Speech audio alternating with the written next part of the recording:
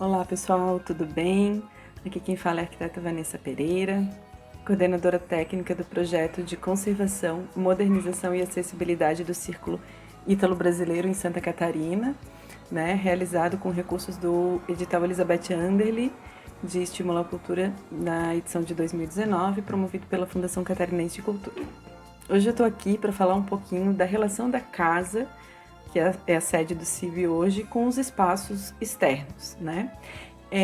Quando a gente fez o primeiro vídeo sobre a evolução histórica da casa, a gente falou um pouco das alterações que foram acontecendo ao longo dos anos na edificação, de uma casa térrea para um sobrado, de um sobrado luso-brasileiro para um sobrado eclético, então ela foi sofrendo alterações ao longo do tempo. Contudo, a relação da casa, da edificação com a praça sempre aconteceu de uma forma direta,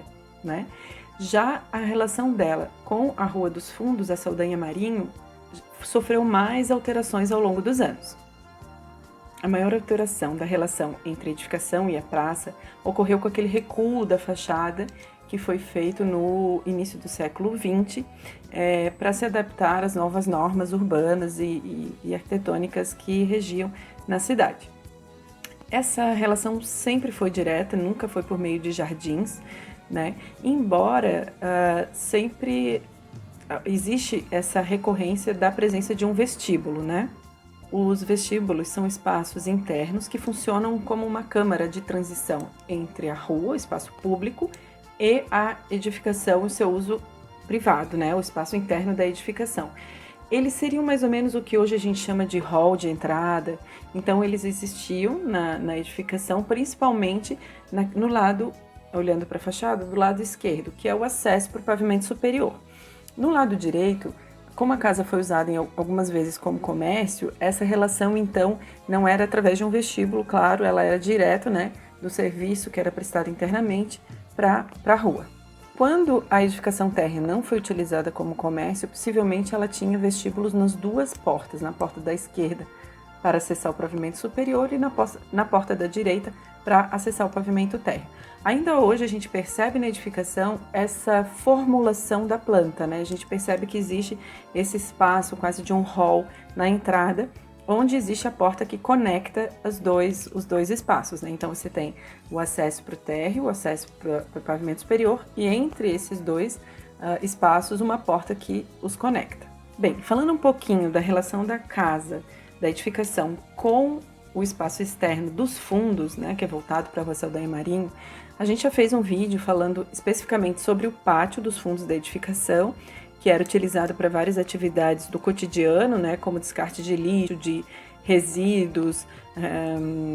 criação de animais, para realização de outros serviços como lavação de roupa, enfim, plantio de pomares, de hortas,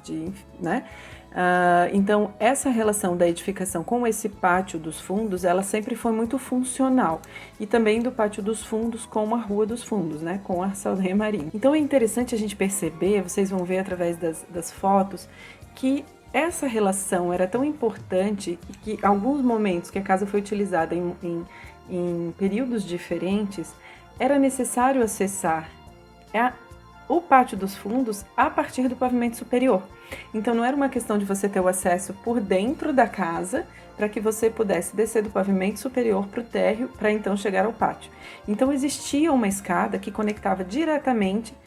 o pavimento superior ao pátio dos fundos. Essa escada ainda existe, ela é feita em alvenaria, ela teve os primeiros degraus suprimidos,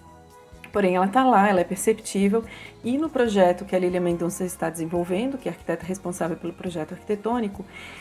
ela vai ser mais destacada no conjunto da edificação para que se possa contar um pouco dessa história. Existe um volume principal da edificação e uma parte que é um anexo, que já está bem incorporado, no térreo você não percebe essa divisão, embora no pavimento superior sim, que essa conexão é dada por um espaço que hoje tem uma cobertura translúcida. Essa escada chegava nesse intervalo entre a edificação principal e o anexo, no pavimento superior, e no térreo ela chega onde hoje é a cozinha do CIB.